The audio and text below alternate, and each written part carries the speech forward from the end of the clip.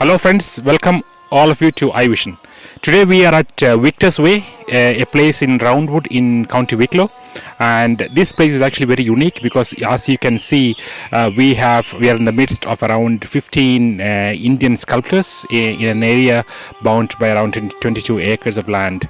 So we'll be showing you this place. We'll be going around and showing you each and every sculpture that's here, and it's really interesting because it's very unique. It's the first of its kind in Ireland. Thank you. Victor Langheld, the man behind this place. So I'm going to ask him a few questions so that we get a little bit more insight of how this place came about. So Mr. Victor, can you just tell me the background of this place? Yeah, well, I went to India and stayed there on and off for about 30 years as a sadhu. I was a rich man's son. And as is well known, if you want to make lots of money, you go west. But if you want to find the truth, you go east. So I told my rich daddy to take his money and shove it, and I was going to sit in the Himalayas in a cave and ponder the deep truths of life. So I went to India, I met all sorts of wonderful gurus, went back and forth, and eventually came back to Ireland, and then I decided to build this park. I didn't know what it would look like, but anyway, one morning I was dreaming and I saw the sculptures in the park and I said, that's very nice. So what I established here is an ashram, a sort of a contemplative space for people in midlife crisis, people who are rethinking their lives, and then occasionally I give a bit of advice and that's it. Okay, thank you for that. So how did you come about with this concept? Did you, I'm sure you had so many other things in mind when you had this property. So did you just come out with this concept all of a sudden, or was that a plan? Yes, all of a sudden I was writing books, very theoretical books, and didn't know really what to do with my days. So one morning at 4 o'clock in the morning I had a lucid dream, and in the dream I saw the park. I jumped out of bed, sketched the sculptures and started, and 20 years later it was finished. Now about the park, you've had it for a very long time, over the last number of years. Can you tell me some of the good experiences you had with maybe customers, or how you've been running it, or can you give me some experiences about the park? Well, Indians will understand that when you come into the presence of a sadhu or guru, it is not always a blessing. Can often be a frightening experience, because these individuals, as it were, stand in two different worlds. And when one is very sensitive, one can feel that there is another world at the back. It's the same here. When people come in, some walk in, they enjoy it, they like the sculpture, but others feel there's more to it than just the sculptures. So their feelings are ambivalent. Most people who come here, and only very few people actually come here,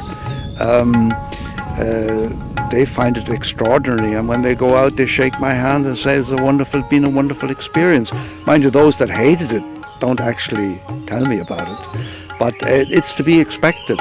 If I encounter, as I have done many times, really highly advanced individuals, they are drawing me out of my box into another world, and that threatens me, that pulls me out of my comfort zone.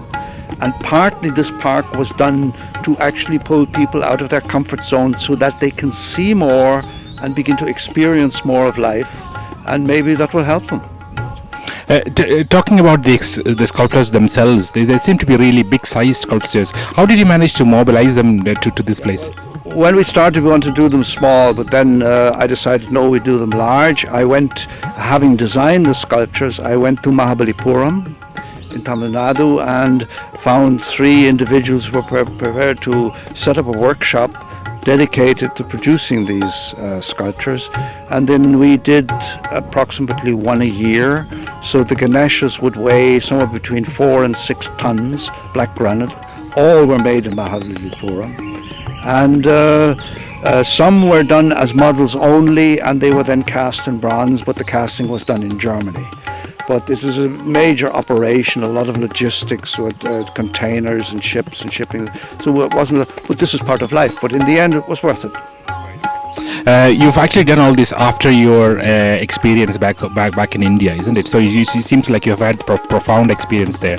Can you just tell us something that's happened there that actually made you to do this, to bring back the experience that you had over from India? Well, I went to India in search of truth. And Indians over the centuries or down the centuries, they have found solutions or goals worthy of being achieved. And one of the goals was, for instance, moksha, or release, or liberation. And I went to India to see if I could have that experience. I want to also understand exactly the meaning of the experience, whether it means something terrific or nothing at all. So I went to India, and with one trick or another, and I say trick because it's the easiest way to achieve, for whatever it's worth, I achieved the liberation. Many Indians would doubt it, but let's say I did. And then, rather than run into the street and tell everybody what a clever guy I was, I decided to analyze the mental processes that had led to this experience, to decide, is this something that happens only to some very august paramahansas or whatever great spiritual souls over many incarnations? Or is enlightenment, or let's say a moksha, release, something that happens to everybody all the time? Is it a spiritual or a biological phenomenon? And I came up with a solution that is purely biological. It is actually something that happens every time a problem is solved. Of course, if you solve a big problem, the release effect is big. You solve a small one, small. Most people solve small problems. And then another thing is the gurus in India have hijacked this concept of moksha for their own profession, which means ordinary folk, when they've had it, are disinclined to claim that they have achieved moksha. So there's a lot of weird stuff going on. And in my view is that moksha is something that happens normally, probably millions of times a day, more or less than several times perhaps during one's life when one is solving a huge problem, like for instance marriage, or a business deal, or one has been relieved of a major obstacle. This is where Ganesh comes in, who is Lord of Obstacles.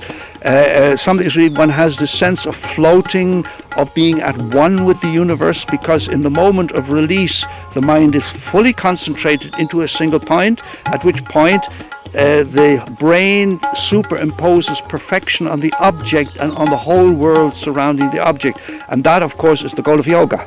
Thank you so much. You seem to know more about Hinduism than most Hindus anyway. Well, no, look, it's like that. Hindus are mostly householders. They live their life, and within that framework they understand the traditions, the religions of Hinduism.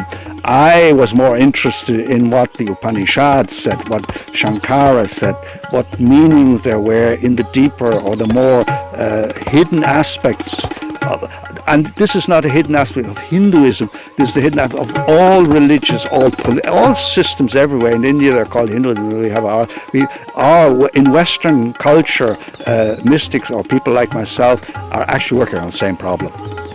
Call it something else, you know. Thank you. One last question. Do you have any future plans for this place? Do you? I want to die. And my plan at the moment is I don't know. I'm an old guy, and who knows how long I will live. But I want one final adventure, and probably I will embark on a major walking journey to walk from Kanyakumari to Badrinath, and following ancient Indian principle that when a man has reached a certain age, he leaves his house, turns northeast and starts walking. And that's the end of it. End of story. Very, very interesting. I would just like to say a big thank you to Victor for giving us that period of time for us to talk to us. Thank you so much. Good. Thank you.